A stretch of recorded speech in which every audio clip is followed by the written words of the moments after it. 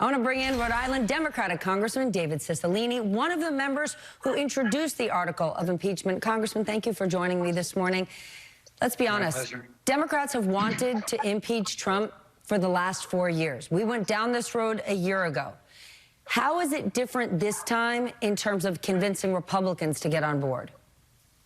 Well, I would say, first of all, Stephanie, Democrats had no desire to impeach President Trump again. This came about as a direct result of the president's incitement of this insurrection, this attack on the Capitol that left 5 people dead, dozens injured, major destruction of property, an undermining of our democracy, an attack that was promoted by the president's big lie that he actually won the election and it was stolen from him. It was an inevitable result of his effort to incite that crowd to go to the Capitol, to fight, to march, to never give up.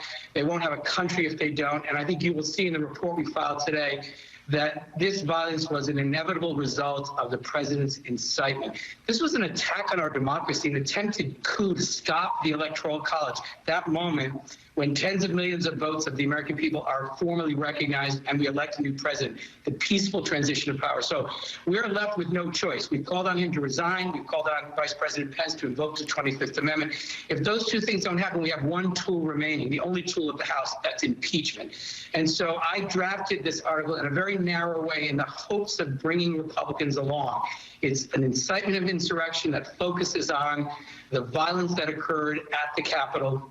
And I've been in regular conversations with many Republicans. My hope is that we will get Republicans to vote for the resolution of impeachment tomorrow. I think one of their leaders, Liz Cheney, said it's a vote of conscience, and I hope they'll make the right decision. This ought to be bipartisan. How many do you think you have? I think we will get at least a handful, maybe more.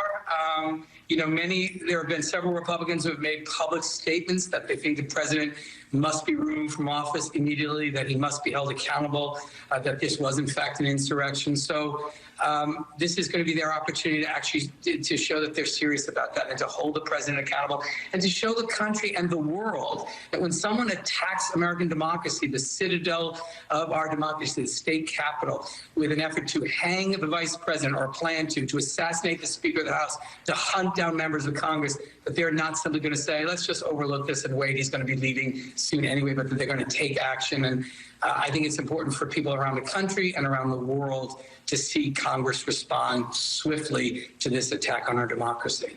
I obviously don't want you to tell us anything that would put you at more risk, but I know Democrats have been briefed on the security risks ahead, and you are in Washington right now. What can you tell us? Do you feel safe? Yes, I do feel safe. But look, these are serious threats. These are domestic terrorists that are determined to undermine our democratic institutions and grind government to a halt and interfere with the peaceful transition of power. We cannot allow them to prevail. We received a security briefing of the work that is underway to be sure that our work here in Washington remains safe and that the inauguration proceeds safely. And there's obviously continuing work to be done, but I have great confidence in the Secret Service and our other law enforcement agencies that they are properly assessing the threats and preparing appropriately. But you've actually faced death threats. What can you tell us about that? I get threats, and there's been an increase in the last few days. We take them seriously. We pass them along to the appropriate law enforcement agencies. But, this is what terrorists want. They want to impede you from doing your work. They want to make you afraid to do the things you know are right. We can't allow that to happen.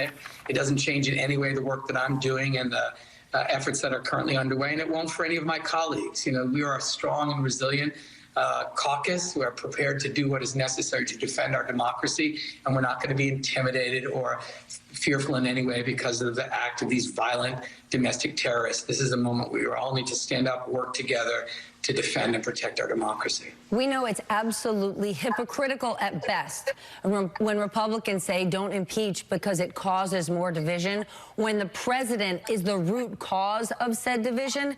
But I want to share what Democrat Joe Manchin said of why he thinks it's not worth it. Watch this. I think this is so ill-advised for Joe Biden to be coming in trying to heal the country, trying to be the president of all the people when we're going to be so divided and fighting again. Let the judicial system do its job, Brett. And then, we're a country of the rule of law. That's the bedrock of who we are. Let that take its place. Let the investigations go on. Let the evidence come forth, and then we'll go forth from there. Joe Biden has an urgent agenda, and we know how charged the atmosphere is. I'm not saying don't do it, but is there an argument to be made? Why not wait? Get through his first 100 days. Look, I think the president presents a clear and present danger to the well-being of the American people and to our democracy. He must be removed immediately. So Joe Manchin is a great friend of mine. I appreciate his view, but I think we have a responsibility. We took an oath to defend and protect the Constitution, which is under attack right now. We have one tool that our framers made available to us, and that's impeachment. At the same time, I recognize the vice president-elect, or the president-elect rather, has a huge set of challenges that we intend to work on closely with him, and he said we have to hit the ground running. The COVID, a real COVID response, responding to the economic crisis that has resulted as a result of this pandemic, and the cries for racial justice in this country. So these are huge, big challenges, and as President-elect Biden said, we need to be ready to hit the ground running, and I think we have to do both things. We have to be prepared, and we already are working on those three issues with the incoming administration, and we have to be prepared to act quickly. At the same time, we have to hold this president accountable and defend our democracy. We can do both things, and I think the consequences of not doing it are, it will likely invite the president to engage in more misconduct in these remaining days, more danger. And so I think we have a responsibility to do this, and we can do both. And fortunately, we have a new president that will be inaugurated on the 20th who's going to lead us in those efforts. Congressman, thank you so much for joining me this morning, and please stay safe. Thank you so much. Thanks for having me.